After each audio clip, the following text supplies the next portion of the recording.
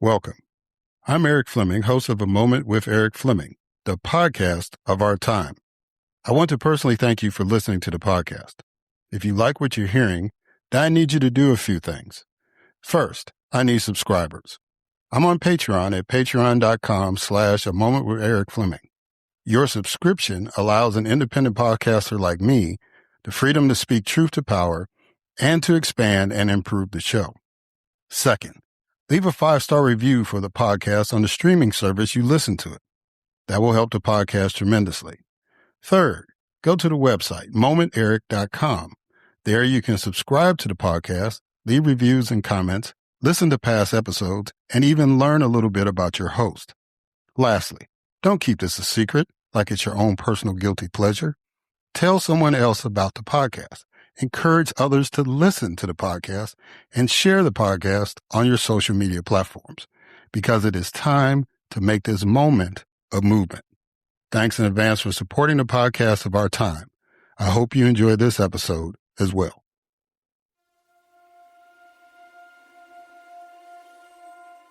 The following program is hosted by the NVG Podcast Network.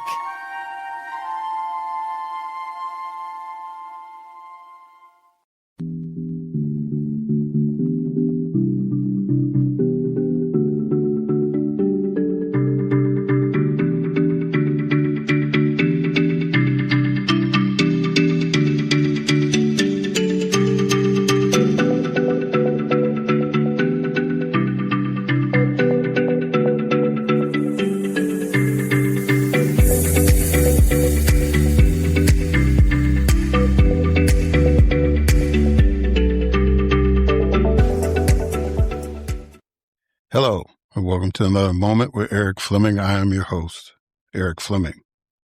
So today, I have two guests. One is going to talk about her personal journey, and it's fitting that her story is dropping in this episode because the day that this episode drops will be her birthday. So happy birthday to my guest. And then my other guest is one of the more renowned writers from Mississippi. And we're going to talk about his latest book, which really touches on a part of the state that a lot of people know the truth, but there's still some mythology behind it. And he breaks it down pretty good. And I think you'll enjoy our discussion. I think you'll enjoy the book better, but you'll definitely enjoy the discussion. Anyway, I'm just really glad to have y'all listen and hope you enjoy those interviews. And if you do, show your support, not just by listening, but go to www.momenterik.com. That's www.momenterik.com. And show your support either by subscriptions, writing a review, giving a 5-star rating, all that good stuff, right? If you want to catch up on some stuff, you can basically catch up to every episode that I've put out there through the website. So I appreciate if y'all do that. All right, let's go ahead and kick this program off. As always, we kick it off with a moment of news with Grace G.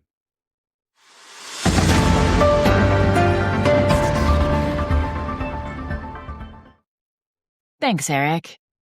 The House rejected a Senate funding agreement for most Department of Homeland Security components, including the TSA and Coast Guard, while leaving ICE and Border Patrol out of the deal for future negotiation.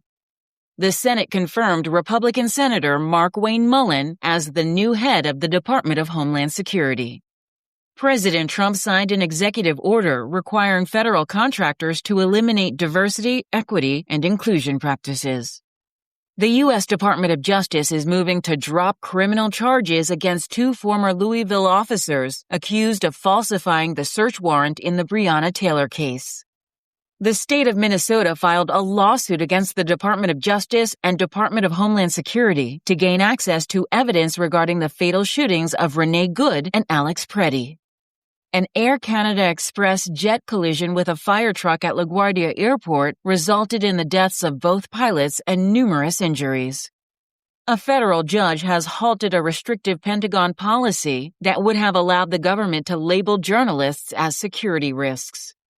Alexia Moore, a 31-year-old Georgia woman, has been charged with murder after taking abortion medication that led to the death of a premature infant. A California jury ordered Bill Cosby to pay nearly $20 million in damages to Donna Motzinger after finding him liable for a sexual assault that occurred in 1972. A Florida Democrat, Emily Gregory, successfully flipped a Republican state house seat near President Trump's Mar-a-Lago resort. A Los Angeles jury found Google and Meta liable for social media addiction. A New Mexico jury ordered Meta to pay $375 million in penalties after finding the company violated state consumer protection laws. And former FBI Director Robert Mueller died at the age of 81. I am Grace G., and this has been a Moment of News.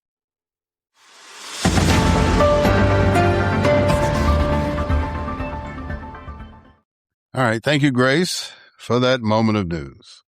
And now it's time for my next guest, Leatrice De Bruhl. Speaker, life and grief coach, storyteller, expert, mental health professional, CEO and founder of Phenomenal Black Women, LLC. From trauma to testimony, Leatrice De Bruhl turned pain into purpose after surviving abuse, injustice, mental health battles, and the heartbreaking loss of her only child to suicide. Now she speaks to heal, uplift, and help others rise. She walks alongside other women who feel alone and suffer in silence. Leatrice has experienced the fires, yet her flame is still lit. Life has been both her experience and years of expertise. Although on paper she possesses 2 degrees, one being a master's degree in psychology. Leatrice has over 20 years of law enforcement experience and years working as a mental health professional. Her greatest accomplishment was being a single mother who raised her son alone. Grace to Grieve, keeping faith, is her focus to conquer any adversity, turning pain into purpose to motivate women to continue their journey, live and love to lead their legacy. Leatrice offers hope in the hearts of women, tools in their hands, and the courage to move from brokenness to breakthrough. She empowers them to face adversity with courage, embrace grace in their grief, and take actionable steps toward emotional and spiritual healing. Through her story of loss, trauma, and redemption, the audience will learn that pain doesn't have a final word, and they can find grace and strength to rise again. Ladies and gentlemen, it is my distinct honor and privilege to have as a guest on this podcast, Leatrice De Bruhl.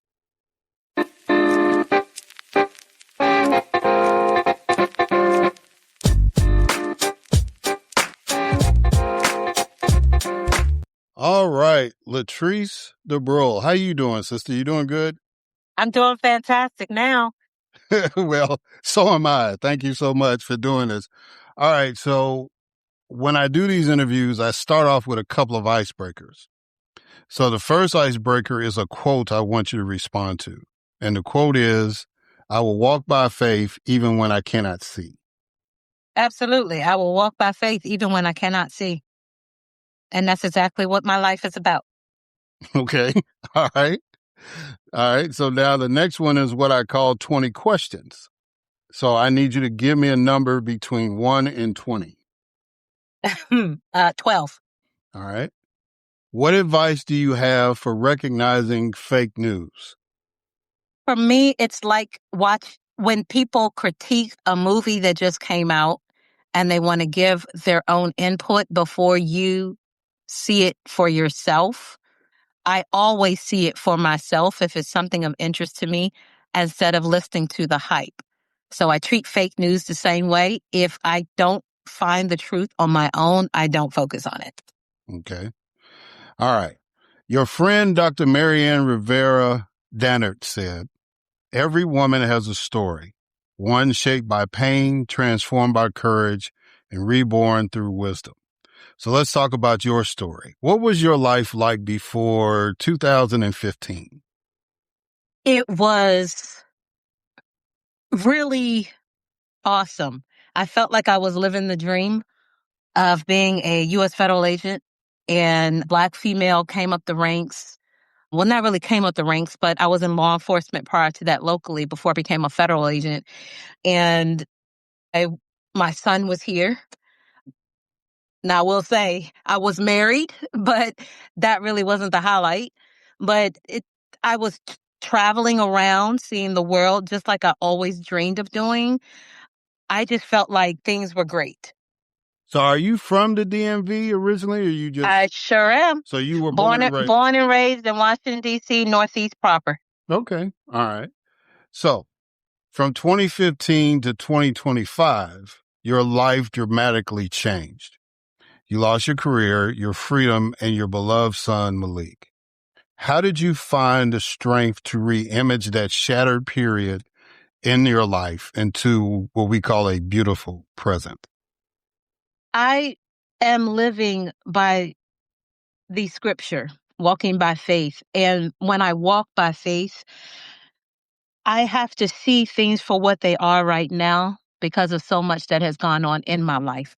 So that living by faith in the present day is all I can do for now. But in a sense, I have a line of sight, as I like to say, for the heavenly kingdom to see my son again. And that's what I work towards with my keeping his legacy going, taking care of his daughters, my granddaughters, anything that I can do within my business of Phenomenal Black Women to help other women as they grieve, giving back to the community however I can. All that encompasses my present day of just still serving as I should, living by faith, and praying for good things to come before I meet my maker. All right. So tell the listeners a little bit about Malik. He is he is considered my second heartbeat. I've always said that. I was not supposed to have kids. Malik came around after something traumatic had happened to me at a young age. And Malik came around out of nowhere, and I felt like it was God sent. So I treated him like God sent ever since he was born. And he became a second heartbeat to me because he made me live again. He gave me a reason to live again. And I raised him by myself. Through everything that I've gone through, Malik was my focal point. You know, if I had a bad day at work, I knew I could come home and my son would make me laugh. If my son had a bad day at school, he'd come home, talk about it with me, and we both make each other laugh. And that was the highlight of my life because he knew what I went through to raise him. He knew what I went through just to be a Black woman. And he just knew so much of what I struggled with without having his father around. He knew. And even as my child, he was just always my supporter, my biggest fan, my second heartbeat, my reason for life. When I was down, I looked at my son and I wanted and I wanted the best of the situation, but I looked at my son and like it doesn't matter because I got my son. He was full of laughter. He, like I said, he knew when to make light of a situation. And even at his funeral, so many people showed up saying the exact same thing about my son. He was fun-loving, high-spirited, and just always willing to support and give help to somebody in need. And that's the way I raised him. And to hear that from other people, it really put a smile on my heart. So by him not being physically here anymore, that continues to be my way of saying, but I remember who he is, and that stays in me. And I think that's even better than him being, for me to move forward physically here, like he stays with me all the time. His spirit, it's like a second breath as well as a second heartbeat. It stays with me. So he's still here, but he literally is the light of my life. But now I have a double dose of him with his two daughters, and they are my light right now. And they do definitely have every aspect of my son. And it that keeps me going as well. Yeah, that's beautiful. During this re-imaging period, you started the Grace to Grieve movement. Explain to the listeners the concept of that. Grace to Grieve. I'm a certified grief coach. I actually have a background in psychology with a master's degree in psychology as well. And I'm a big advocate of therapy, but I'm also a teacher at heart, a coach at heart, a mentor at heart, an advocate at heart. And for me, I think it's better for me to reach people as an advocate, as a mentor, as a coach, someone to hold them accountable, let them know I have been there with you, but I'm not just holding you accountable, I'm walking with you because I know what you're going through. I'm very familiar with what you're going through. And I want you to see the value in this life. I want you to see the value in yourself. I want you to see the value in your faith. And the only way to do that, in my mind, in my conversations with God, is to show these women that grief is not the end of our story. And healing is not necessarily the beginning. Healing is the process. But our beginning starts with us moving forward. Our beginning starts with us being able to get up out that bed, out that dark room, out those dark thoughts. And as a grief coach and a mentor, someone who you can talk to about anything, I represent that woman. It doesn't even matter if they're Black, white, Hispanic. It doesn't matter your background. We all go through a lot. But in particular, women of color, to speak of myself, I've lived a life so many years of suffering in silence. And with the various cultures of women out there, we all suffer in silence because we want people to see the best parts of us. So Grace to Grieve allows me to help the women to see their value, see how they can move forward, see how it has been done for me, see how God has blessed me from one tragedy to another, from one traumatic situation to another, to one redemptive story and testimony to another, because that's basically what all that was. And I want them to see that for themselves. I want to point them to God. I want them to think that if it wasn't for God, they would not be where they are right now. And they still have a way to connect with God, to live the rest of their life here with whatever is going on. And in a sense, it's kind of weird to say this, but I actually heard someone say this before, but in a different way. I'm actually thankful for the tests, the many tests that I've been through, because without those tests and without my faith, I would not have a testimony to prove that was evidence that God was there the entire time. So no matter who you are, where you are in life, as a woman, yes, it is harder on us. As a Black woman, it is harder on us. Mixed, it is harder on us. Because all people do is see what they see. But what's deep down inside it needs to overshadow that. And I feel like God has given me that living testimony to show people domestic violence, check. He can help you through that. He can walk you out of that. Sexual assault, a victim of rape, check. He can walk you through that. He can get you out of that. Being incarcerated when you shouldn't have been, he can get you out of that. He can walk you through it in any aspect of your life. So I'm actually thankful for all the tests. Even more grateful I continue to trust and have faith, but that he's using that in me to help so many others that I hope that I can help. Yeah, when I hear a title like Grace to Grieve, that's almost like you giving yourself permission to do that. And I think a lot of people feel that they feel guilty about a natural emotion. And I think it's very important that, in our faith, we talk about getting grace from God, but a lot of times we have to give grace to ourselves and we feel that we can't do that. So I appreciate the concept and what you're trying to do. That was spot on, Eric. That is exactly it. And sometimes I just get to talking, but that was spot on. Thank you so much. That is exactly what most of the movement is about. Giving yourself the grace. Yes. All right. Well, I'm glad I could help. Thank you. Uh, what is a phenomenal Black woman?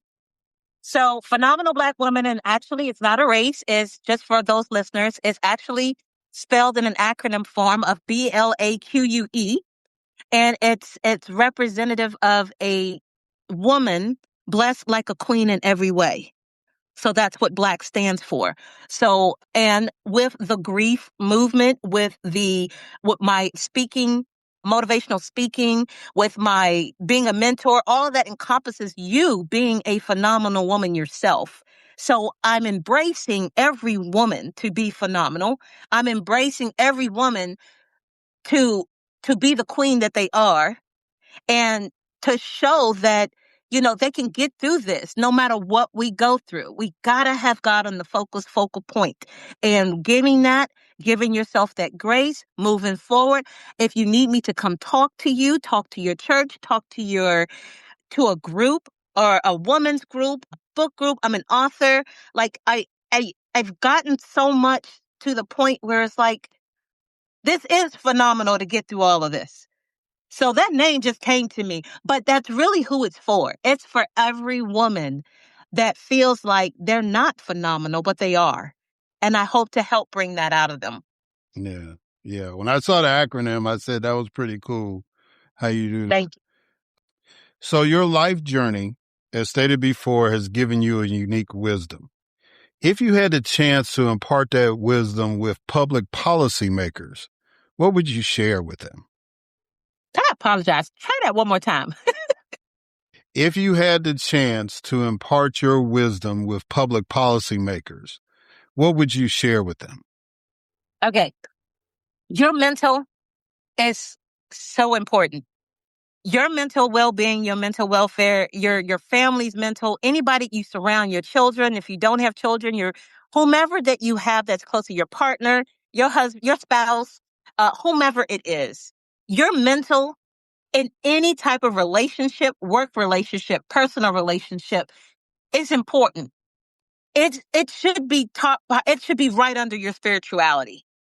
It should be about, okay, God, and then is my head straight? Am I good today? Because what you feed in this brain of ours, it will dictate your entire day. It will dictate your mood. It will dictate whether you want to get into the physical aspect of your body. You want to go work out. No, I really don't. Well, that's that mental aspect. For work, for individuals that work all the time, if you don't give yourself that grace to take some time off for yourself, your mental will be off balance. When you are going out and you're in a relationship and you're dating, if your mental is not there because you're still focused on the prior relationship that hurt you so badly that you don't know how to function with the next person that probably is good for you, but you don't know that because your mental is off. It works in so many ways. When we're parents and we're inundated with work, spouse, no partner. You're doing it by yourself. Your kids are hungry. You still got to do this. You got to do that. Your mental is important. And that is why I went from a forensic science major thinking about science because I love science. However, I love the mental aspect of human beings. And I have so much to share, so many techniques, so many advocacy messages that I want to share with people, individuals, not just women, but to share, to show that if your mental isn't okay, no matter where you are, that dictates your mood. You can have God in your life. You can leave church and your mental, if you're depressed about something and you were good when you left that church building, but now your mental has gotten to you. It can happen anywhere. So yeah, that spirituality is there, but that mental has to be number two in my book. So I want to promote that as best I can to anyone listening. I want to, like I said, I'm an advocate of therapy. I'm an advocate of mental health care, taking that day off for you. My birthday is coming up on my next Monday, the 30th of March.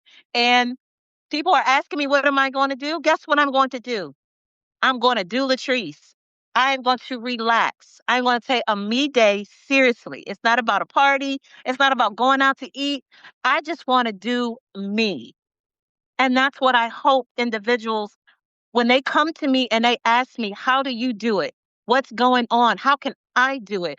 You walk around with this smile and you got so much going on because it's my mental. Well, consider this interview your birthday present for me because it's gonna drop right around your birthday. But happy birthday in advance for that. And Thank you.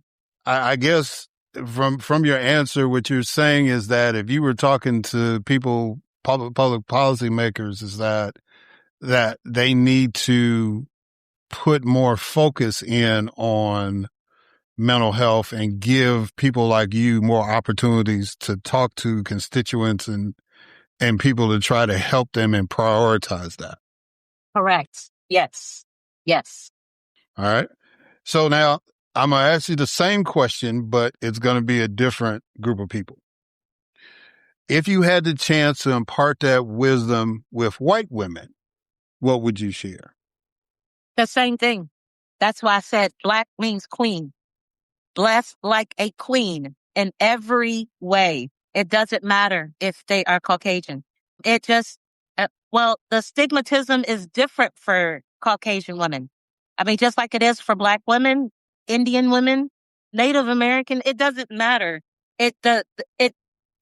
We all go through so much of the same thing, but not the same way. Like I'm divorced, but if I had, I know of several women like this. If they're Caucasian, and if they got the divorce, it will be detrimental for them because their bread, their everything is in their spouse working, and they're just so focused on taking care of home. I mean, they see themselves as valuable, but if something were to happen to that spouse, I would be highly concerned of them because they wouldn't even know how to probably handle stress, only because I know them personally. But I can't speak for every Caucasian woman because we're all so uniquely designed. But I'm just trying to say that it really doesn't matter, Caucasian, any color, any race. Your mental just has to be on point. And when I say on point, I mean, get it under control before you deal with your day. I love meditation. So I don't care who you are. Meditate. Do more sitting there in peace and quiet. You can hear a lot about yourself and you could talk to yourself and you could probably find some answers before you even jump in that shower about what you need to do for your next task. So it honestly, I really can't gear that toward a specific race, but I think my answer remains the same. Gotcha. When a person sees Leatrice De Bruhl today, what do you hope they observe? Someone that may have gone through so much in her life that she still can wake up with a smile, even if she's crying, because there are tears of joy as well. But when I see God's work, sometimes it makes me tear up because I'm grateful. But honestly, if you really look at my life, you would say, I literally, and actually I've had this from a close friend tell me this, and I just want to leave with this. She said, I was actually, it was many years ago, and I was still going through a lot back then. And she said to me, man, I don't know how you're doing it, because if that was me, I would have, I don't know what I would have done. And I'm like, let me just give you a little piece of advice. When a person is that close to the cliff, don't help push them, because that statement was not helpful at all. But so I am grateful that when people look at me, they're like, man, you might have went through a lot, but you're strong. You look strong because you're walking around here still the same Leatrice, still taking charge, still cracking a humorous joke just to lighten someone's mood, giving advice for free just because you see someone down. It's nothing is really about money with you. It's about happiness, comfort, and security. That's exactly it. But you'll never see that I'm lonely.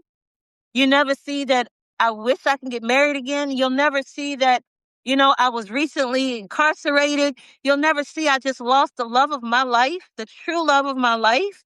You'll never see that distance away from my granddaughters who I wish I could see every day. You'll never see that. You'll never see I lost a 20-year career in law enforcement.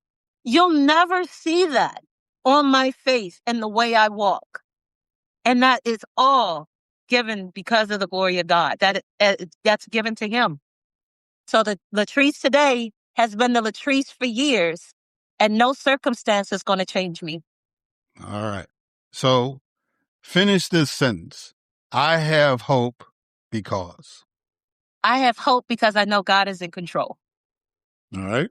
That's another mic drop. I like that. And I greatly appreciate that. So look, Leatrice De Bruhl, I greatly appreciate you taking the time to do this. I know your schedule's kind of tight, but tell people how they can get in touch with you, how they can get involved with the Grace to Grieve movement, the Phenomenal Black Women organization. Just go ahead and make your pitch. Yes. So you can reach me. I'm actually on LinkedIn, social. Let me get it together. I'm on LinkedIn, Instagram, and TikTok. And under LinkedIn, you'll see my name, Leatrice De Bruhl, and you'll also see Phenomenal Black Women. When you see Instagram or TikTok, it's Leatrice Speaks Life. So, and that's on purpose. Like, I want to speak life into existence. I don't want to focus on the things that are kind of going south in your life. I speak life. So hopefully that will remind you to look me up with Leatrice, which is Leatrice, Speaks Life. And you'll remember that. And so that's a way you could definitely DM me, look me up that way. And you'll see all kinds of messages. You'll definitely know who it is because you'll see a lot of messages with me and my son or me in the business. And there's another way you can contact me. I'll give out my work cell. I don't mind doing that. And it's area code 757-284-6283. Had to think about it. But that's my business cell. But either way, if you get me on either three of those platforms, I will definitely respond to you. And I also have another book that's coming out. I have one book that's already out. It was an anthology project. It's called In the Pursuit of Living. And that's co-authored with other women with fantastic stories. But that was really just an opener, a sneak peek for my book, which is on the way. And it's called Craziness Faith. So please be on the lookout for that. And I can't wait to do speaking engagements. Hint, hint, for anyone that's interested in hearing more about my story. Well, our rule is that with the podcast is that you have an open invitation. Now that you've been on, have an open invitation to come back. So once that book is completed and you're ready to, share that with the world, then feel free to come back on and we'll talk about that book as well. Amazing. Thank you so much, Eric, for this opportunity. Well, Leatrice, I thank you for taking the time. And I know you got to go and we'll chat some more later on, but I really appreciate you taking the time because I wanted my audience to meet somebody. My goal is always to get somebody on that inspires other people. And I felt that you were that kind of a person. So I'm really, really glad that we were able to make this happen. Wow. And that means a lot. You're right. This is an early birthday gift. Thank you so much. Guys, and we're going to catch y'all on the other side.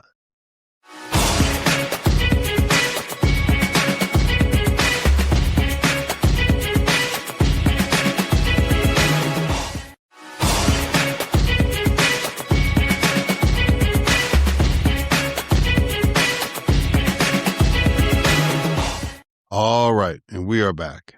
And so it is time for my next guest, W. Ralph Eubanks. W. Ralph Eubanks is a faculty fellow and writer in residence at the Center for the Study of Southern Culture at the University of Mississippi. He is the author of A Place Like Mississippi, A Journey Through a Real and Imagined Literary Landscape, as well as two other works of nonfiction, Ever Is a Long Time and The House at the End of the Road. A Guggenheim Fellow and a Harvard Radcliffe Institute Fellow, he is also the recipient of a 2023 Mississippi Governor's Arts Award for Excellence in Literature. His writing has appeared in Vanity Fair, The American Scholar, The Georgia Review, and The New Yorker. His latest books, which we are going to discuss, on the podcast is When It's Darkness in the Delta. Ladies and gentlemen, it is truly my distinct honor and privilege to have as a guest on this podcast, W. Ralph Eubanks.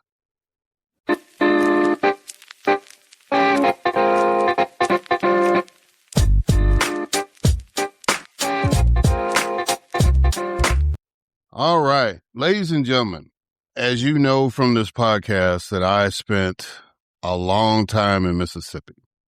And, one of the things that Mississippi is known for, surprisingly to a lot of people, is that there have been some literary giants that have existed. You've heard names like William Faulkner, Eudora Welty, Richard Wright.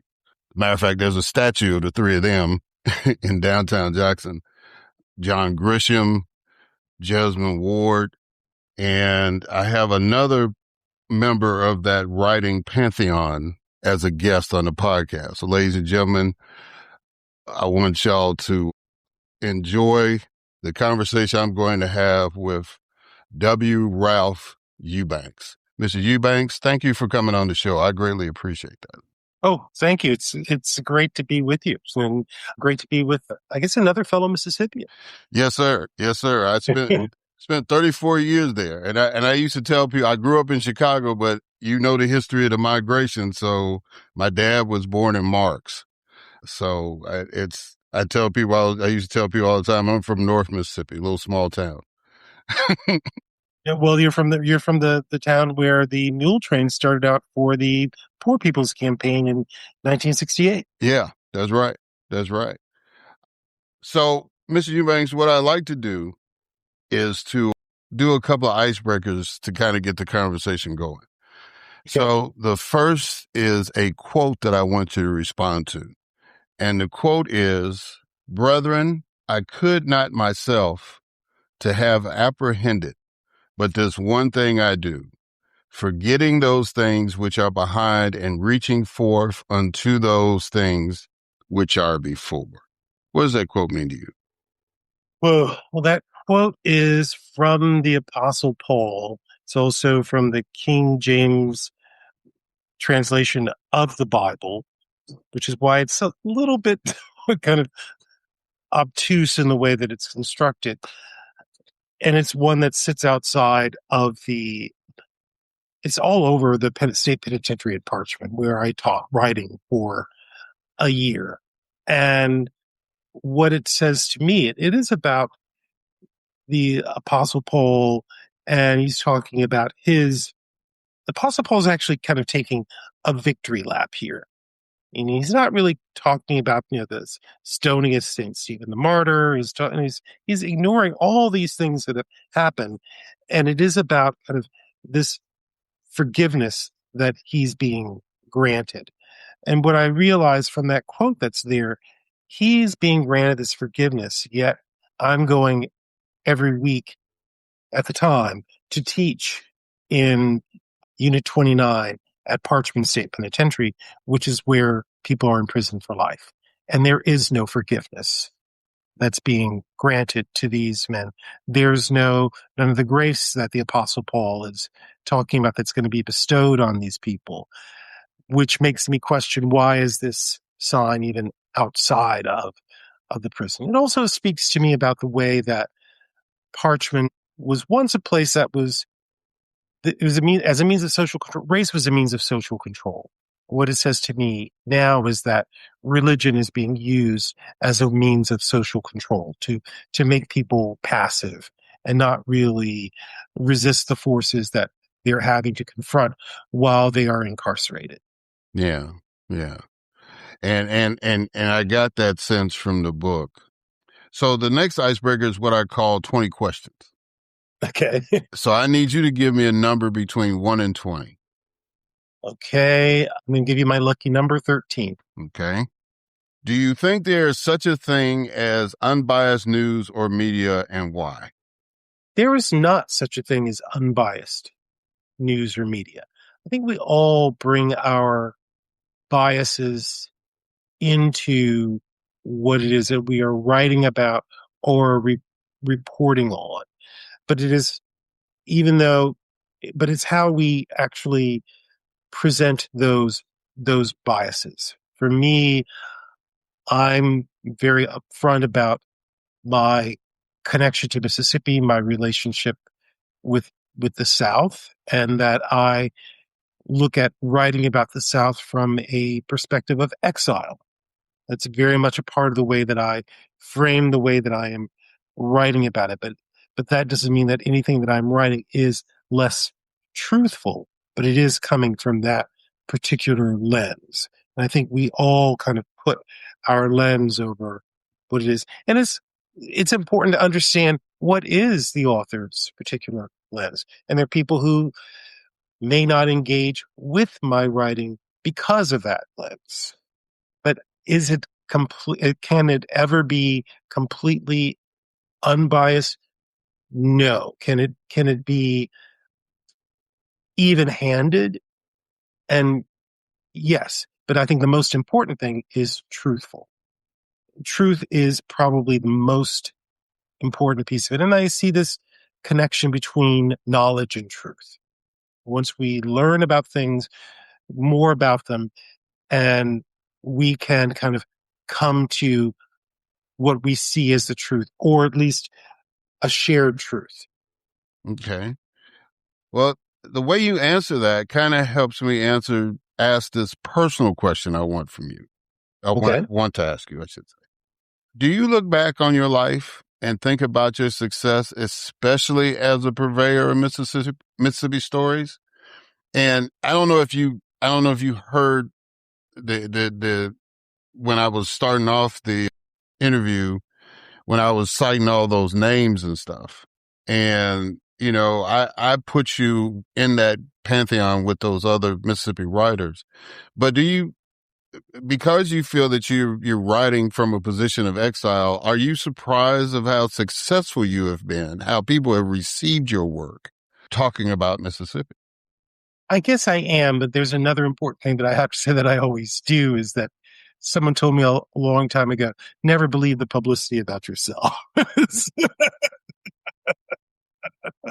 So, yeah, it's great to be, for people to kind of include me in that pantheon, but do I actually kind of walk around thinking about being part of that pantheon? No, I don't.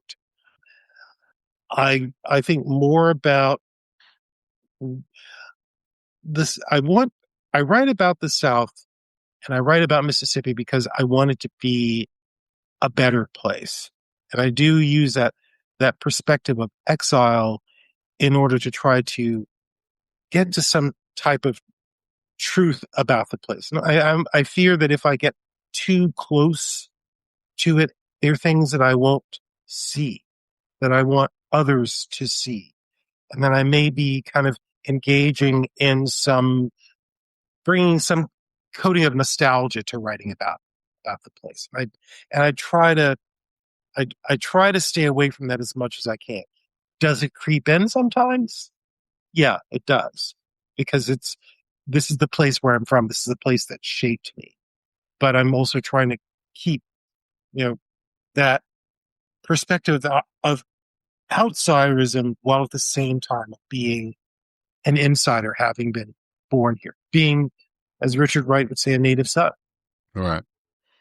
So you've had the privilege of teaching at UVA, George Mason, Howard, and Millsaps.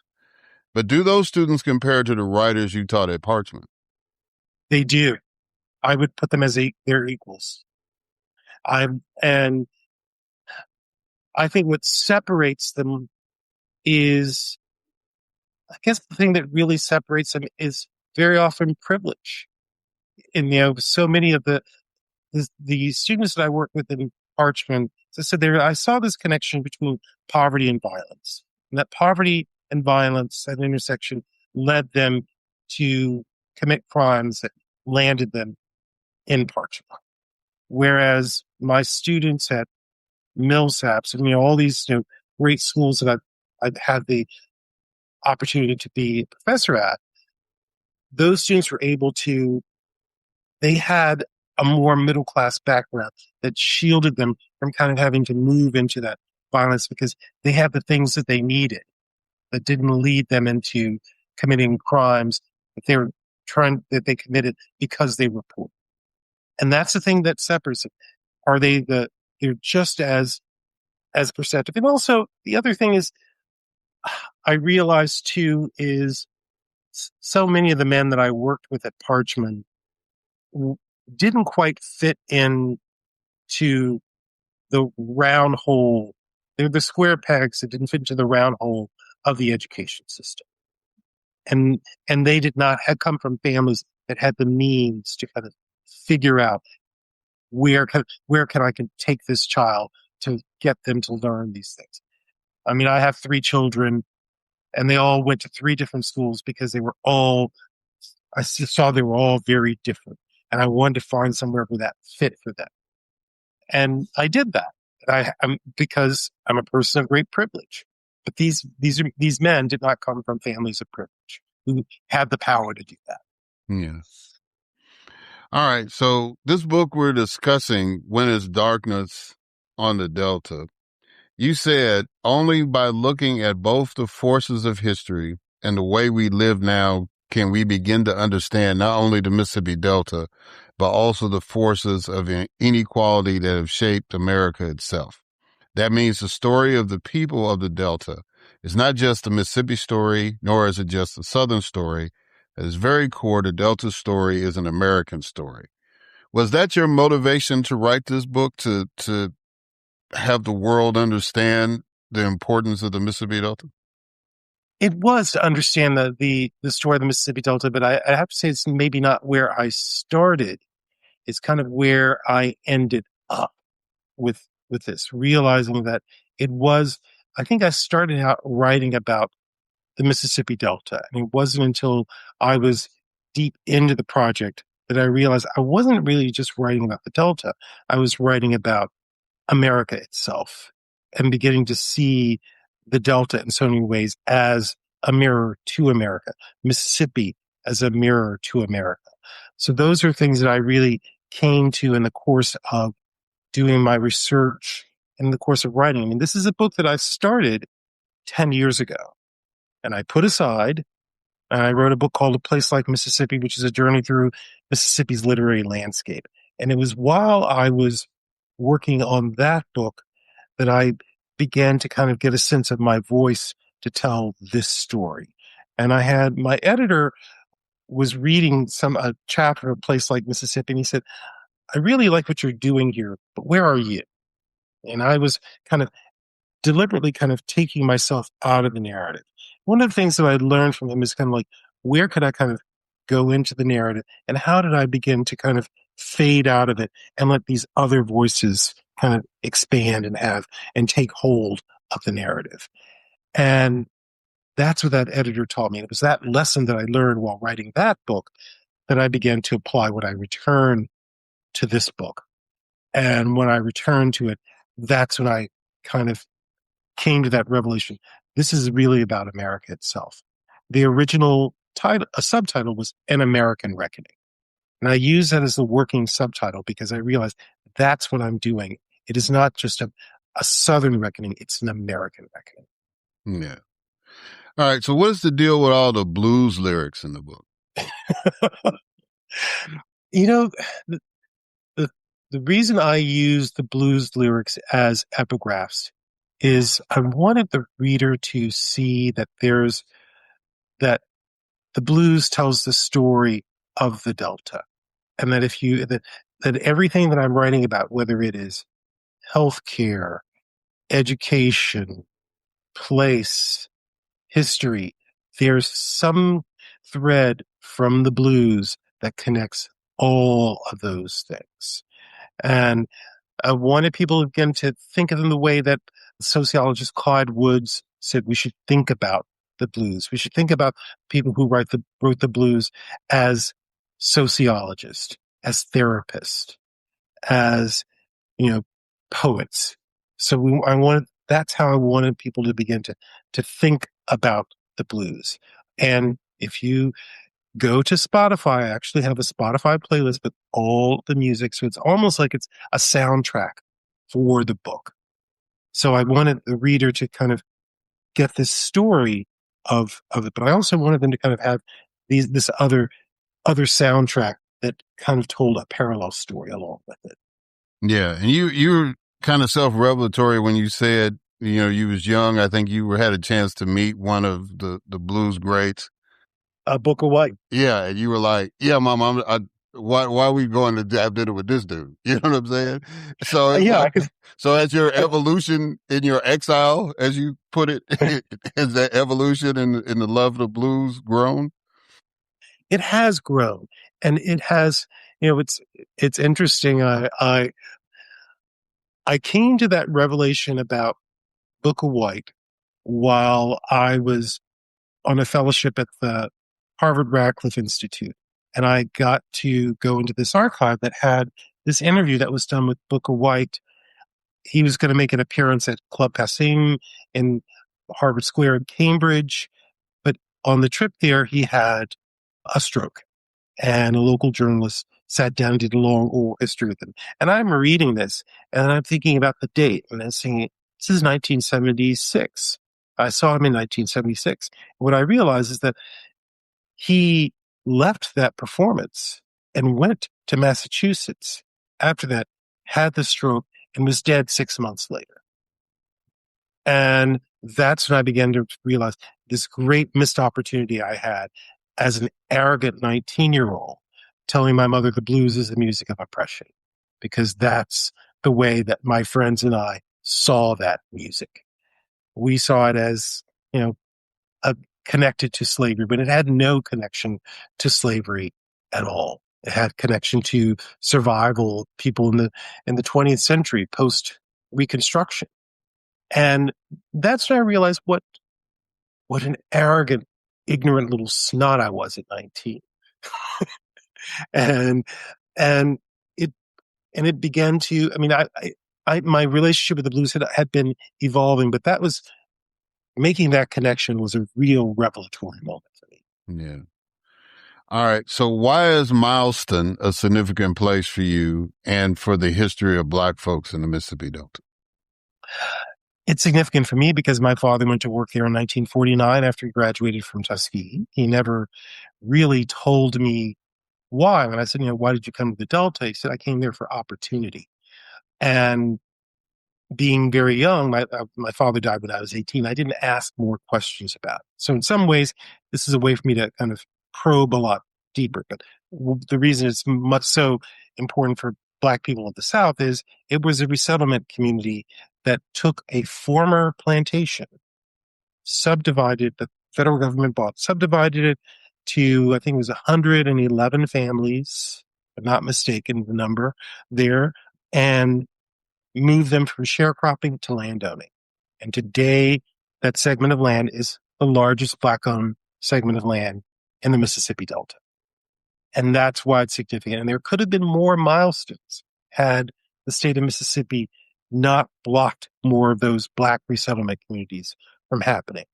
And they stopped it because they had these white politicians, these white segregationist politicians, believe that if more Black people owned this land, that they were going to ask to vote. They were going to demand suffrage.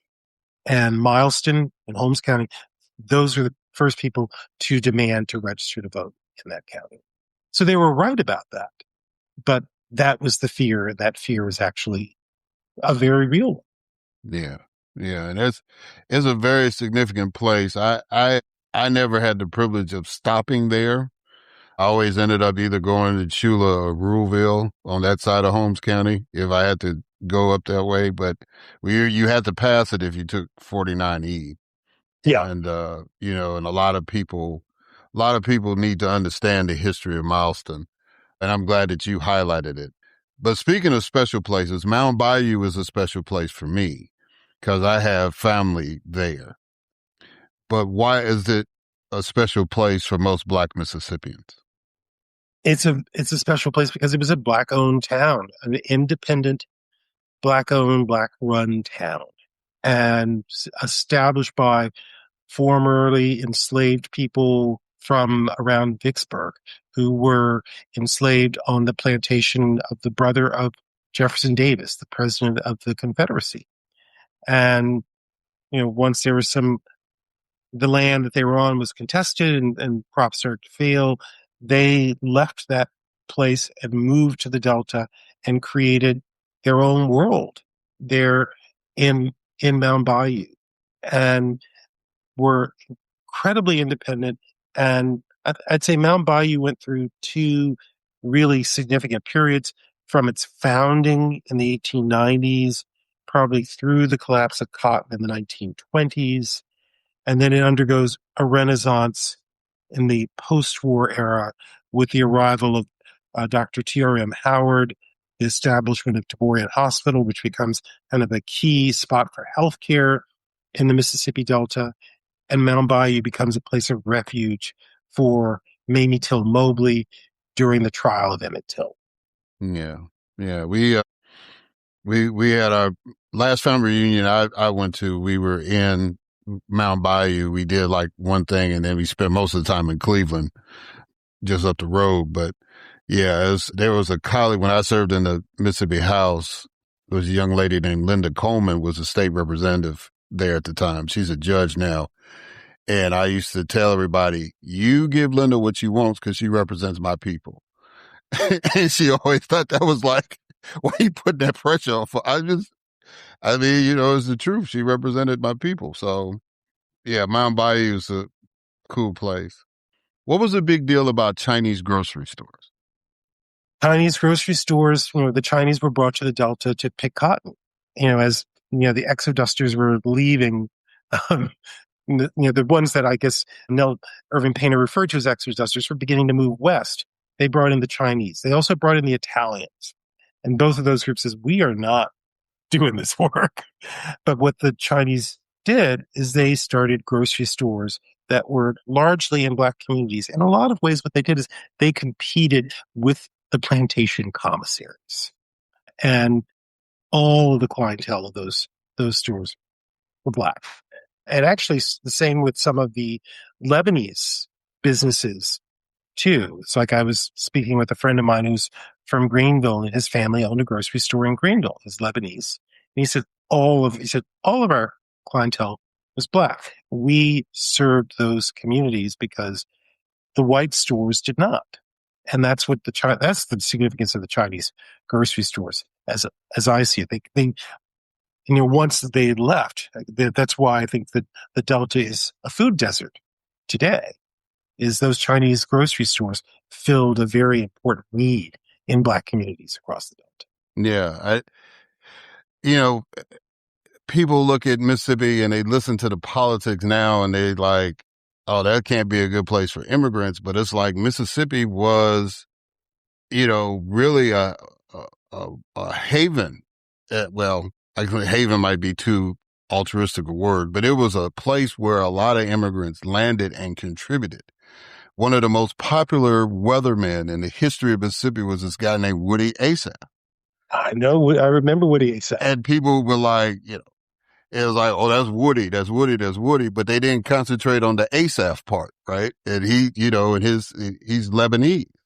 And so his family, I think his daughter was a city council person in one of the suburbs of Jackson and all that. So, they were accepted because they had roots, right? The same as going to the Delta. It was a mind-blowing experience to walk into a store and you see somebody of Asian descent. And Sinners, the movie Sinners, kind of highlighted that. When you walk into the store, you had this person of Asian descent and they're talking just like Bubba from right down the road. Well, I went to school at the University of Mississippi with a number of Delta Chinese. My dear friend Gwendolyn Gong, her family owned a grocery store in Boyle, Mississippi, and her mother arrived there from China. Very complicated story kind of getting there, but she said her mother learned to cook from the Black women who were patrons of the store. And she always asked, what do you make with that? And because her mother wanted them to eat like Southerners. And those Black women taught her mother how to cook. Yeah. Yeah. It's just a cool experience. So I want to get in a couple more questions while I have you. In another part of the book, you said caste may no longer divide the Delta's people into perceived superior and inferior groups, but race still regulates the behavior of each group. The plantation system is gone, but the remnants of that system still wield power. Break that down for the listeners. Well, race is still very much a divide line, largely because the school systems are divided. There was never school integration for all practical purposes, never really happened in most of those Delta towns. So, and the other thing that I would say with the idea of the plantation that's there, the plantation mindset continued over time because there was nothing that kind of came in to, getting suffrage really and getting the vote and getting political power changed things a great deal, but economic power did not come with that. And therein kind of lies that divide. And then that allowed this whole idea of the plantation mentality to persist, because even though you've got political power, there was never really this real change in mindset that happened there. It's all part of this continuum from the past. And, I'm always, just looking for these connections between the past and the present. And when you go around the Delta, you see that connection to that plantation past, right? Kind of, you see it on the landscape and among the way that people interact with each other all the time. It is a constant. So there may not be, that idea of caste separating people, or race still separates people. Yeah. And, you mentioned the schools because I one of the things about being involved in Mississippi politics, you can travel the state. It's a good sized state, but it's not huge like Texas or somewhere like that. And I remember going, and it was like, if you live in Jackson, it's like when you say these private academies, right? And you use the term segregated academies because that's what they were, because all of them started like after the Brown decision. You go to Jackson Academy, Jackson Prep, you see like, oh, wow, oh yeah, and it's like, yeah, the white folks paid for that. You know what I'm saying? But if you go up to the Delta, right, it's like where you've got the public schools, and then you say, well, I want to go to, I think it's Pillow Academy, I think is one of them. Pillow Academy. Yeah. And it's a bunch of permanent steel buildings. And I'm like going, y'all paying for that?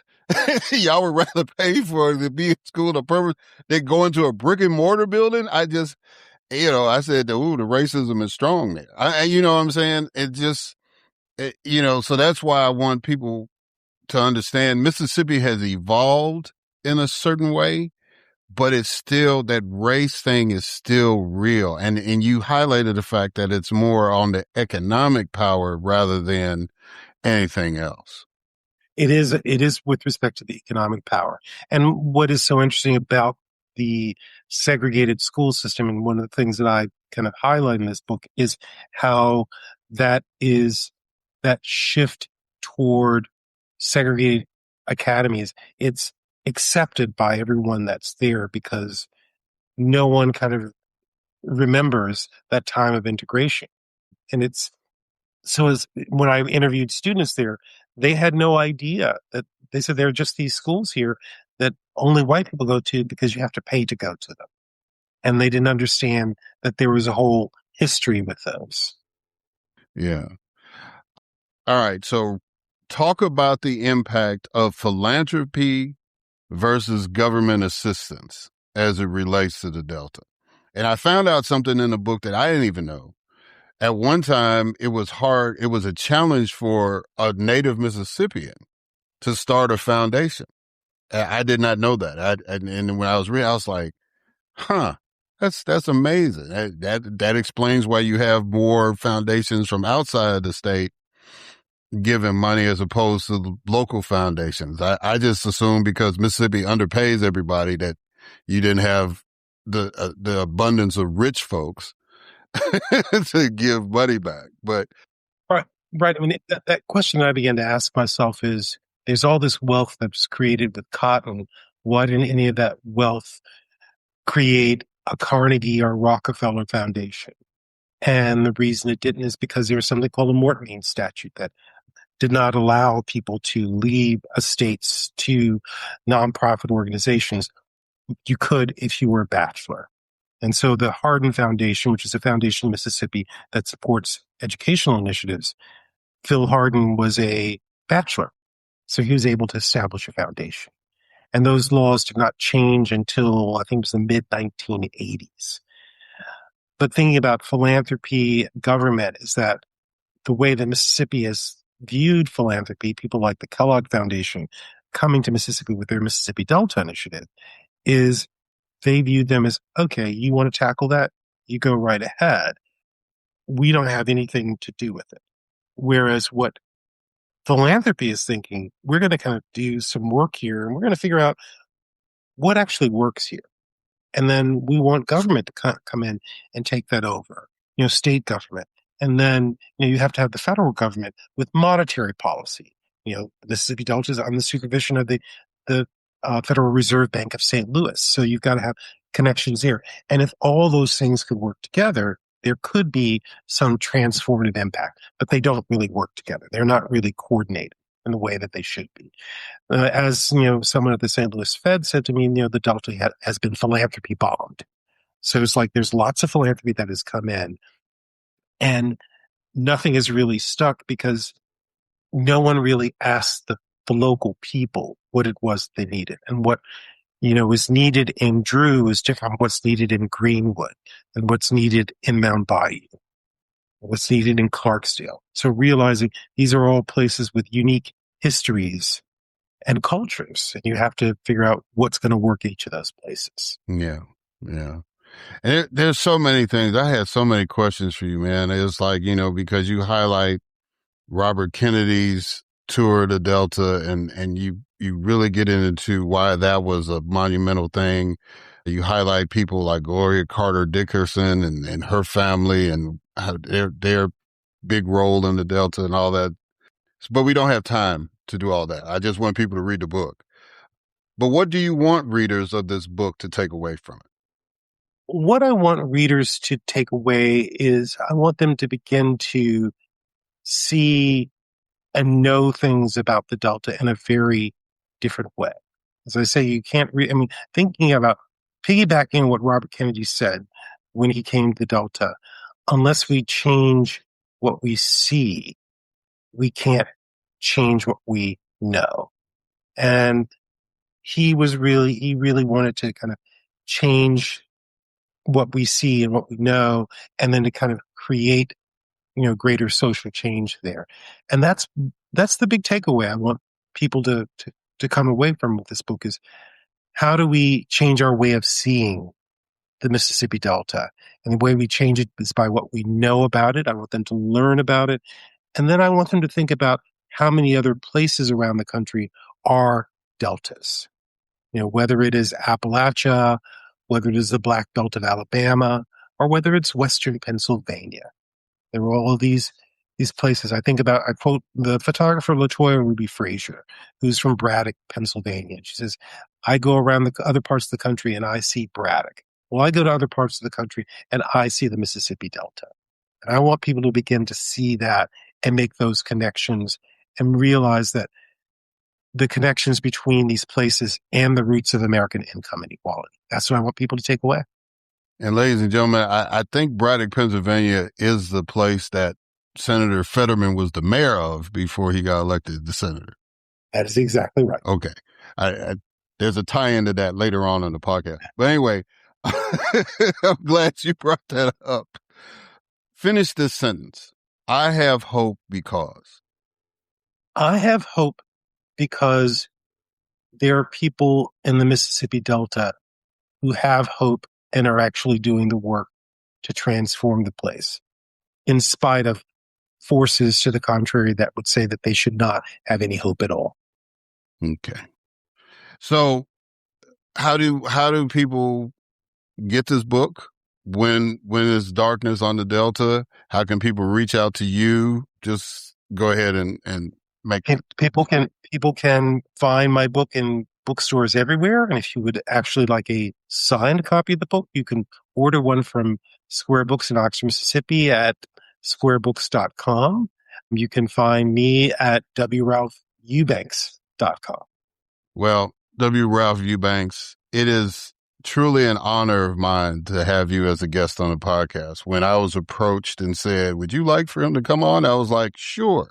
It was just kind of like, so let me put it in perspective for you, sir. When I was student body president at Jackson State, we were trying to put together our homecoming concert. And initially we had this rapper named Joski Love that was coming in. He was kind of popular, but he wasn't big time. But it was somebody we thought we could afford, right? And so the promoters called us and said, yeah, Joski Love ain't gonna make it. Would y'all accept Run DMC instead? And we were like, yeah, we'll take Run DMC. So when I was approached for you coming in, it was that same kind of enthusiasm. It was like, yeah, Mr. Eubanks wants to be on my podcast? Sure. So it's really, really been an honor to talk to you and to meet you. And the rule is that once you've been on, you have an open invitation to come back. So when you write your next book or whatever, yeah, feel free to come on back and we'll talk about that too. I would love to do that. All right. Love to. All right, guys, we're going to catch y'all on the other side.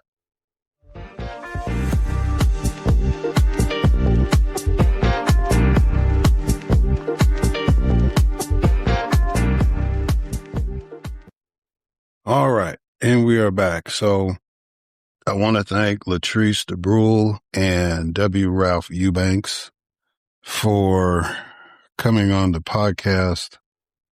It really is cool when people feel comfortable enough to tell their stories. And I know Leatrice has been through a lot, but the fact that she has decided to take all of those experiences and try to help others as they go through is commendable. And, the timing couldn't be any more perfect in that she's celebrating another year of life while she's working to help people get through their life and the challenges that they face. So I think that's commendable, and I wish her continued success in that journey and her work. And then to sit down and talk to Ralph Eubanks, man, that's, I try not to be starstruck, but, I'm human, and, it's not like, I got like this Eubanks fan page and all that stuff. It's not like that. But I mean, to have somebody of his magnitude, somebody of his talent, and, the fact that he is teaching, we had to get through that interview as quick as possible because he had to meet a student like right away after the interview. It's just that rare combination. He's very humble and down to earth person, but a tremendous talent. And just another reminder to the nation and to the world that Mississippi has a lot to offer. I remember growing up in Chicago, Mississippi was the butt of a lot of jokes, and that was based off of bitter and terrible experiences. And even living there, you would hear the connotations.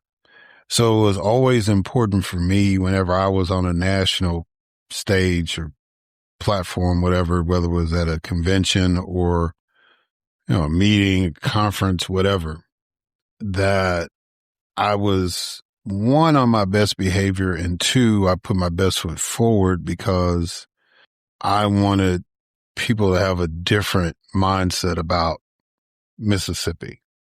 And for some folks, I was probably the first person or the closest they ever got to somebody from Mississippi, right?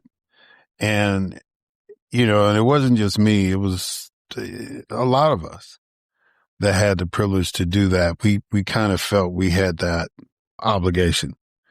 When we were in a position to relax and, as the folks say, let your hair down and all that stuff. I mean, we enjoyed, like if we were out of town or whatever, and enjoyed the city we were in. But when it came down to business, we were about that business. And it's an obligation because people say so many bad things. And when you look at all of these people, it doesn't matter whether it's music or sports or film, the arts, as far as, sculpting or whatever. I mean, writing, Mississippi has contributed in a great way. And I hope that some people recognize that there's been some decent people that came out of Mississippi in politics as well. So, it's just that kind of vibe. And to just be in the presence of somebody else that has represented Mississippi well was really, really cool. And so y'all need to get that book, When It's Darkness in the Delta. Please get that. And I hope I said that right. But it was really a treat to talk to both of them. But now I got to get into the dirty stuff.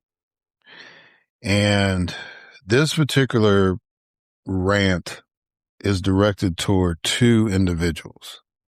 Now, I know I'm just a voice out here in the wilderness, and my opinions are based on my experience and, what I see and what I hear. But, I have the right to say them. And if by some chance these people hear it and they got a problem with it, well, they will find me. And, or they can find out. And, we can deal with that.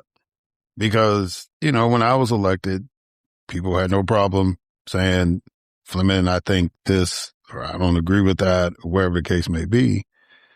So I expect people to live by that same standard. Now, I know that in this day and age, because I have to remind myself that I haven't been an elected official in almost 20 years, things have changed. Personalities have changed of people that get elected. And, the biggest thing I miss is the honor part of it, right? The accountability part of it. And, leadership sets the example.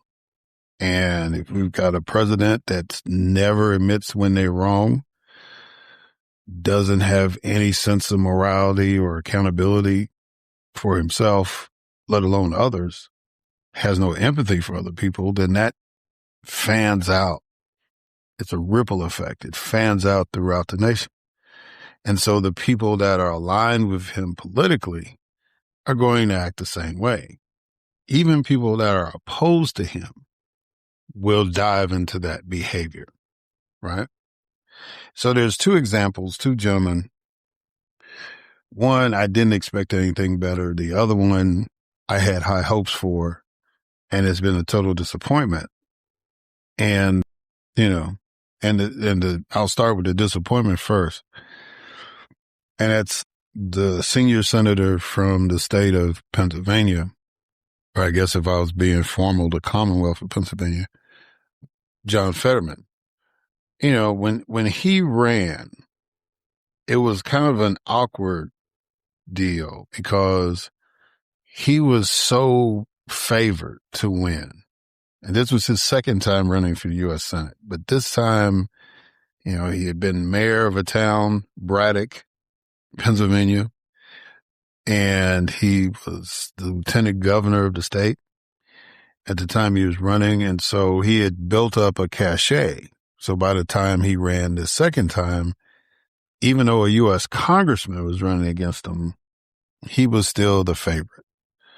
And then he got sick, right?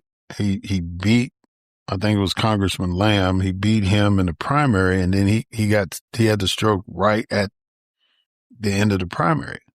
And so, his Republican opponent is Dr. Oz. That's who Fetterman beat. He beat Dr. Oz. So of course, Dr. Oz is, he is what he is. And, while he's busy trying to explain to us what charcuterie or hors d'oeuvres is, right? The fancy word for hors d'oeuvres. He was trying to explain how that was a problem in grocery stores and prices. Fetterman was trying to recover from a stroke, a serious stroke. I mean, anytime you're dealing with a stroke, that's life or death, right? So, we rallied around him,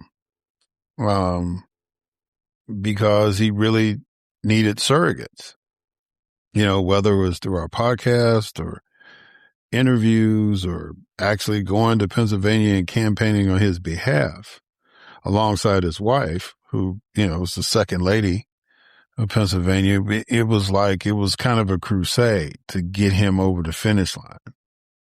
And there were concerns, but then when he started his recovery process and was brave enough to step in front of a microphone knowing that he wasn't quite all there, I mean, you couldn't help but rally around him, and we knew he was a different kind of cat because he didn't like to wear suits. He always liked to wear a hoodie or whatever the case may be. And, I guess when he had to speak on the Senate floor, he's conformed to wear at least a jacket and a tie for those moments. But, most of the time he's casually dressed. That was just kind of his quirk, his nature, right? But as he recovered, and I assume he was back in his right mind, fully functional, I mean, he still got some side effects from the stroke, but he's a lot healthier now than he was when he won the seat. Now we're seeing a side of him that is very, very concerning. Because in December of 2021, he made a statement that, this is when everybody was gearing up to run for the Senate in Pennsylvania. He made a statement that he wasn't going to be a U.S. Senator like Joe Manchin of West Virginia or Kyrsten Sinema of Arizona. He wasn't going to be that kind of Democrat. He was going to be a progressive Democrat. And that's what he said. Now, since he's been up there, he hasn't been the most reliable vote. He's been more of a Manchin or a Sinema Democrat, especially when it comes to issues dealing with Israel, right? It was one thing to stand with Israel when October 7th happened. That was understood. That was just, we went through 9/11. So we understood. All right, we got to deal with these folks. But then when it got to the point where it was a bloodlust, it was a genocide deal, then it was like, okay, well, we didn't sign up for that. We were down with you to deal with Hamas. We weren't down with you to wipe out every Palestinian that you see. If you got somebody from Hamas shooting back at you and you take them out, that's one thing. If you got somebody standing in line to get food and you shoot them, that's something totally different. And for some reason, there are people that don't get that. There's some reason that people can't make the difference in that. Nobody cheerleads for people that kill thousands of folks, kidnap people, all that. Nobody cheerleads for that except the people that do that kind of stuff. But on the flip side, You can't kill their third cousin who's not involved with any of that at all for no reason. You can't do that. I tell this story because this guy was a good guy as far as our relationship goes, but he was an inmate. And the reason why he was in jail was because somebody killed his brother. It was back in the day. They were gambling and stuff. You know, if y'all know that gambling culture, the rolling dice, whatever. So his brother got killed. So he killed the dude that killed his brother, right? So he got charged with manslaughter instead of murder. So he went to jail. He did his time. And then when he came out, he killed other people in that family. The family of the person he had already killed, he came back and killed a couple more of them, right? So at this point now, he's in jail for life. And he has been in jail, for both of his adult life now. And before I left the sheriff's office in Mississippi, he was assigned to what we call the county farm, where I was in Hinds County. And so a lot of us in the sheriff's office was trying to appeal to the governor to give him a pardon because, he had done over 40, 50 years in jail, right? And so at that point, we were working it, and it seemed like we were getting some movement. But a couple of us talked to him about it and let him know and say, well, hey, look, you've been a good trustee all these years, and, you've done more than your time. And, we want to see you at least the last few years of your life be free. And he told us that if he got out, he was going to finish the job. And you say, finish the job? What are you talking about? He said, as long as those people, that family still exists, the family of the person who killed his brother, they still exist, he's going to deal with them. He's going to take them out. I said, you too old to do all that. And he said, I would do my best. And so basically we said, yeah, that pardon thing we were talking about? Yeah, don't worry about that. Right? And that's what he wanted. He wants to die in jail. He's a grown man. He can make the decision. Right? And he told us why he should stay. The mindset that he has, the hatred he has for that family that killed his brother, is the same hatred we see in Netanyahu and the Israeli government when it comes to Palestinians, right? Because Hamas is an organization that you can pinpoint the leaders and take out, which they did. They took out the leaders. And, after they negotiated with them for a while and got some of the hostage out, they decided to take them out. So the remaining hostages were released by the temporary leadership that Hamas had put together to finish the deal.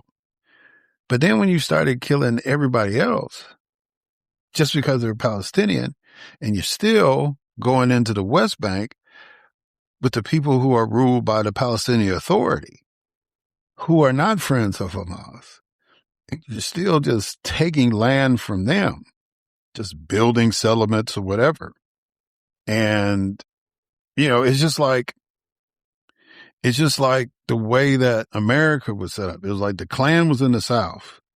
And then you had all this other stuff going on in other cities. You had the riots and the rebellions and all that kind of stuff, race related, throughout the years.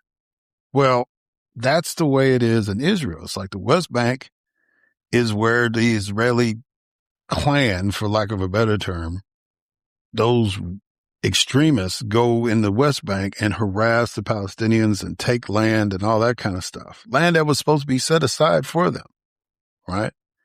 Well, we've got to expand. Well, you're just going to have to build taller buildings. You just can't go into other people. You set that land, right? That's just like if the United States government decided now that we have all these Native American reservations set up, right? And then all of a sudden, you know what? We need to build some condos over there. It would be holy hell over here if we did that. But that's what's going on. And then on the flip side, you just basically wiped out the other settlement because Hamas was based out of there and they were running that part, right? But when you say that, then people want to say, oh, you hate Jewish people. Oh, you're anti-Semitic, all this stuff. That is not true. But nonetheless, they don't have to worry about that from John Fetterman because John Fetterman is down with the genocide. He's down with it. And, you know, it's like the minute people started saying, well, I think Donald Trump was influenced by Israel to attack Iran. And John Fetterman's like, let's go to war. What are we talking about? You want to go to war on behalf of Israel? And you're a U.S. senator? What are we doing? You know, and then when Rand Paul voted against Mark Wayne Mullen to be the DHS secretary, if Fetterman had voted with his fellow Democrats, Mullen wouldn't have got the job because he wouldn't have got out of committee. But it was because of Fetterman, Mullen got the job, right? And it's like, well, you know, I served with him. Rand Paul served with him. Y'all were in the Senate together as of like 2 weeks ago. Y'all were all there together. If the chairman of the committee he had to go through did not want him. Now, I blame Rand Paul for even having a hearing. If I was the chairman, that hearing would be like, maybe we'll do it in November after the election. He would be the acting secretary for a long time. If that was me. And I had the history that Rand Paul had with him. But Paul had the hearing. He said what he needed to say and he voted against it. So in a normal world, that nomination would be dead. But John Fetterman decided to be a hero to a guy that doesn't give a damn about him or people that look like his wife, right? Which is a whole nother dynamic I'm trying to figure out because Donald Trump is married to an immigrant. John Fetterman's married to an immigrant. J.D. Vance is married to an immigrant. But they all hate immigrants. And in Fetterman's case, it's your actions, not your words, right? Because you voted for Mark Wayne Mullen. You voted for Kristi Noem. You see how that turned out. So you might like your wife, but you don't like any other immigrants. I'm just saying, you know, they've all had kids by these immigrants. So all this talk about birthright citizenship and all that. Now they're down with ending that. Your current life existence. You have children that fall in that category. What are we talking about? You know, people are going to be cruel and, you know, say something, well, he never recovered from the stroke, Fleming. You know, that's just how I go ahead. Bruh, I'm going to give him the benefit of the doubt because he's still showing up.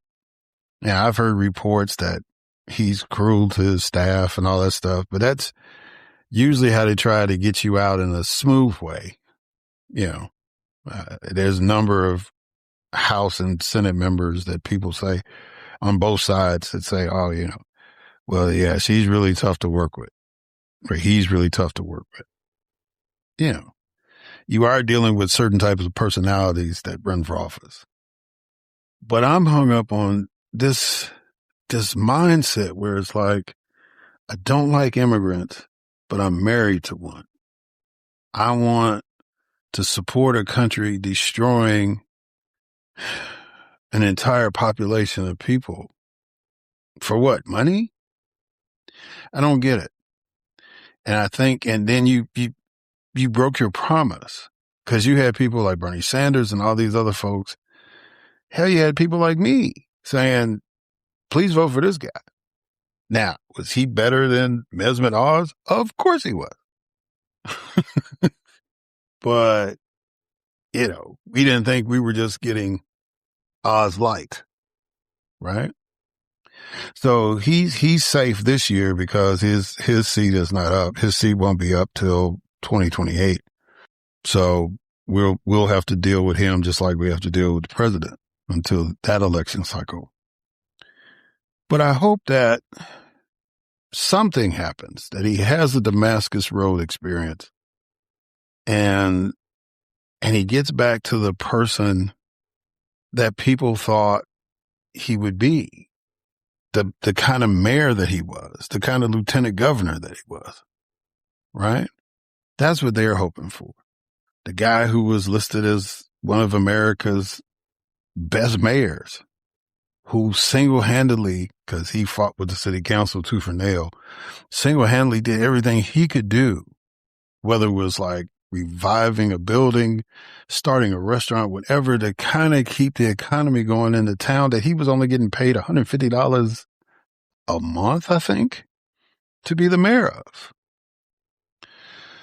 So anyway, that's my deal with Fetterman. Now, this other guy, I guess I won't have a whole lot of time to talk to him because he's not really worth it, but this guy's name is James Utmeyer. So James is an attorney in the state of Florida. He was until Marco Rubio became the Secretary of State, the chief of staff for Ron DeSantis. So already he's the Stephen Miller of Florida, right?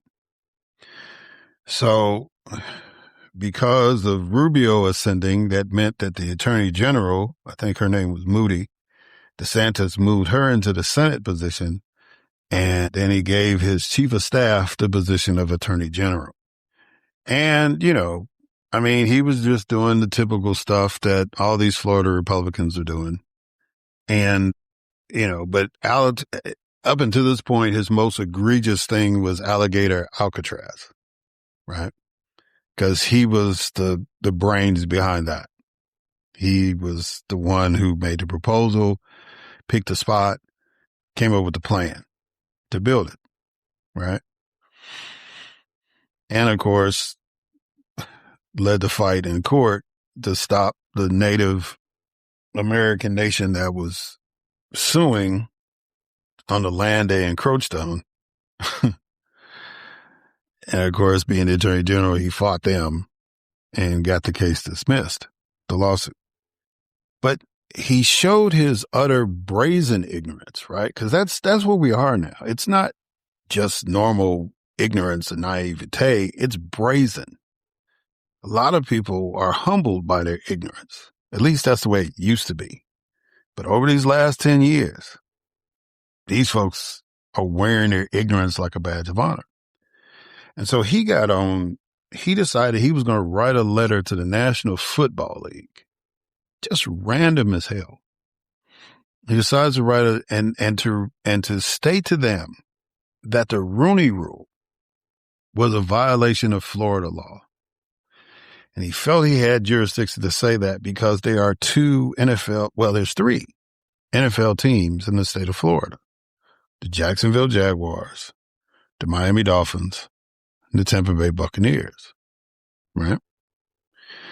So Jacksonville the Rooney Rule is the rule that was brought in after Tony Dungy was fired by the Tampa Bay Buccaneers. Tony Dungy had built the Tampa Bay Buccaneers into a contending team, and they fired him and hired John Gruden. And that's the year that John Gruden won his Super Bowl, because he was with the Raiders and they lured him from the Raiders to coach Tampa Bay, and they won. And of course they beat the Raiders, right? The team he had just coached, the team he knew, and he took the team that Dungy had built and won.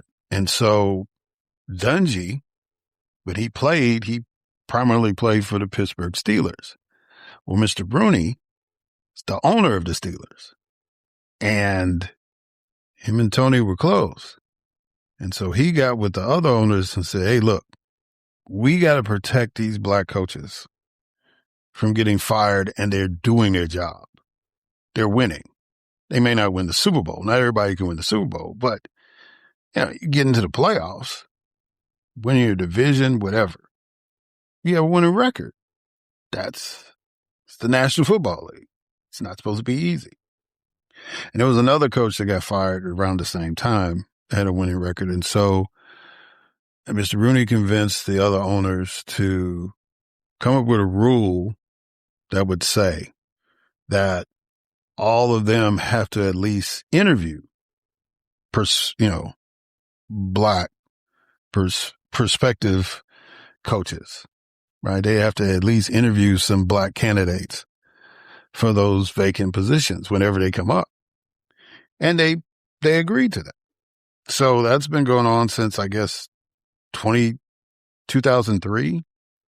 So since the Rooney Rule has been in place, which obviously Mr. Utmeyer has no clue about, right?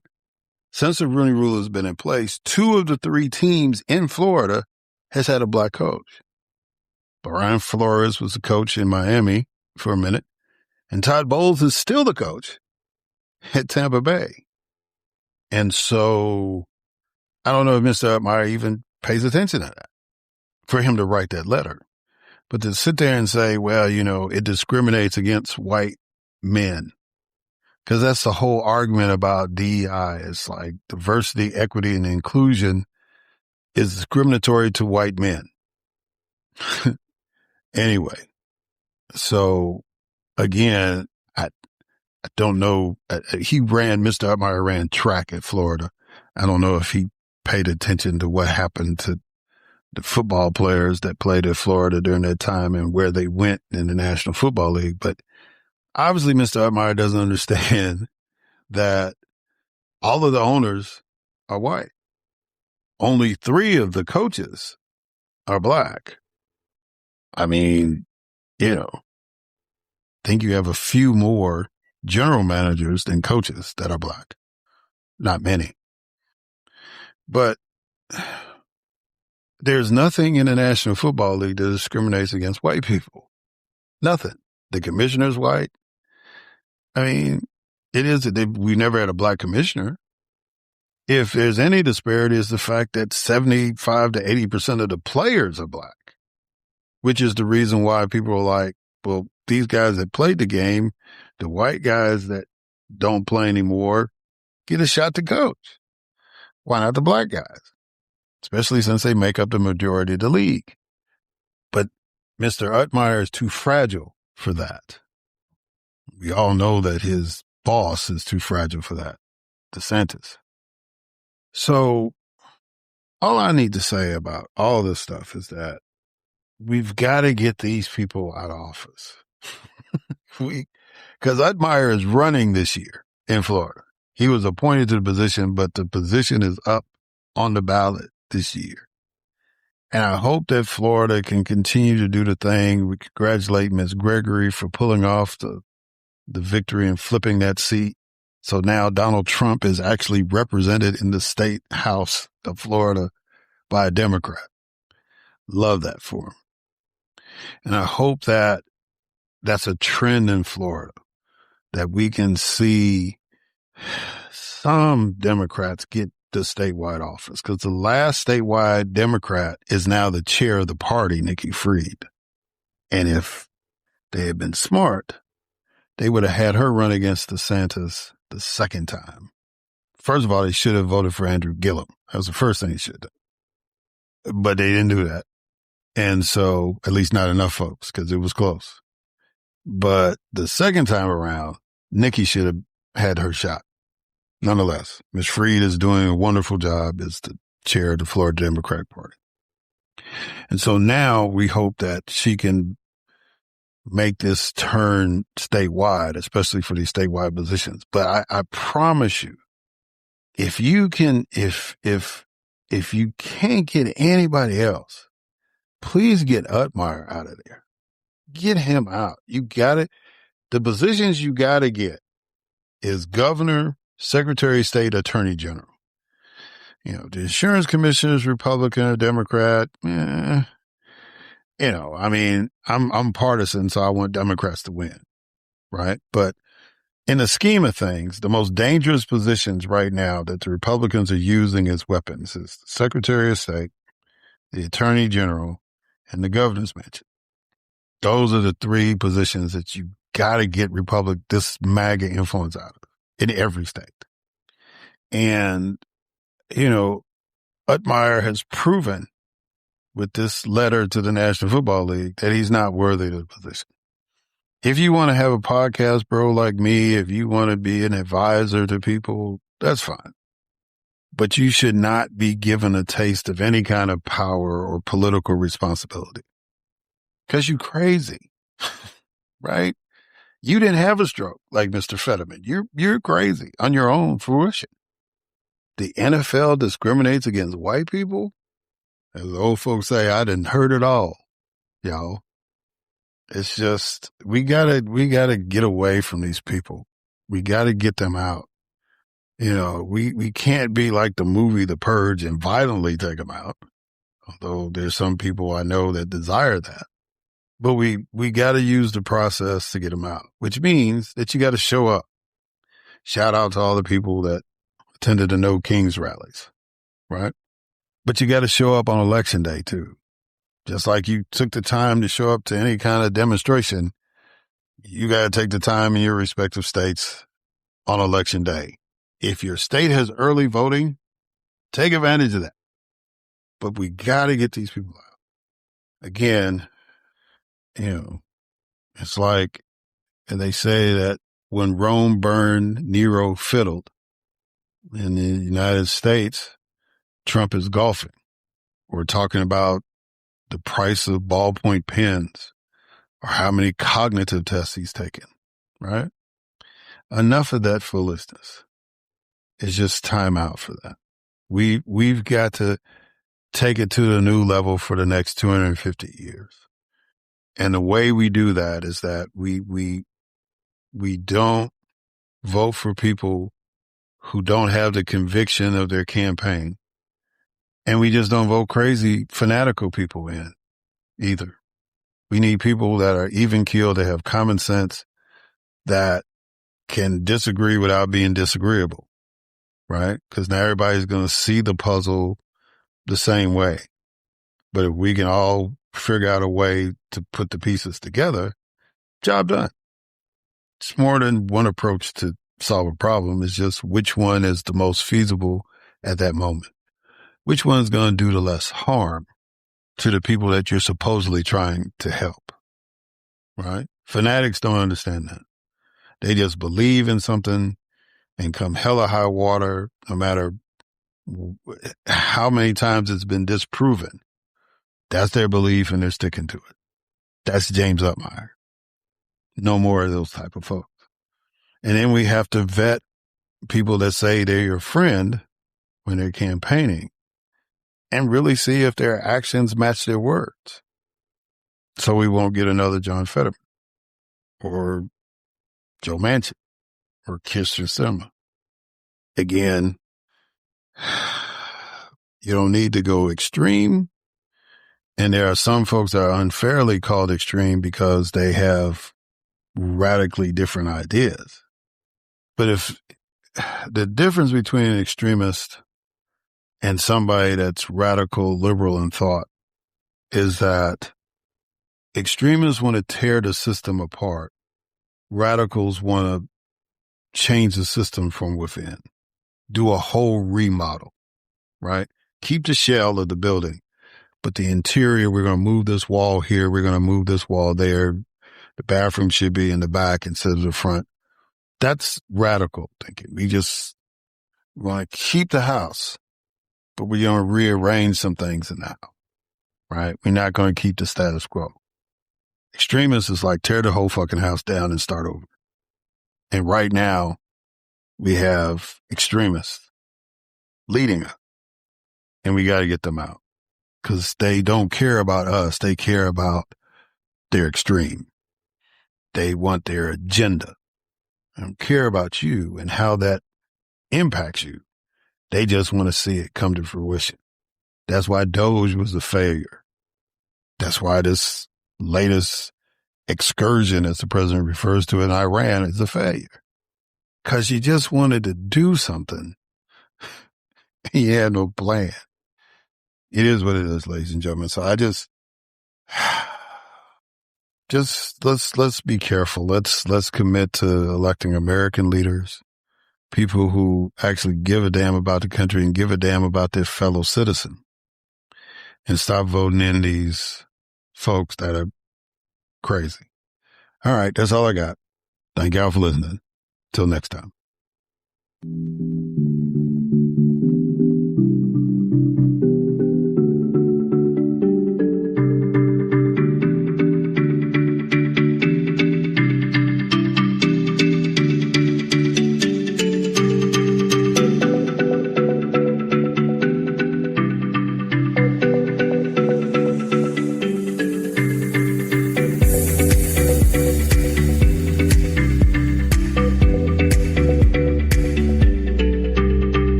NBG Podcast Network.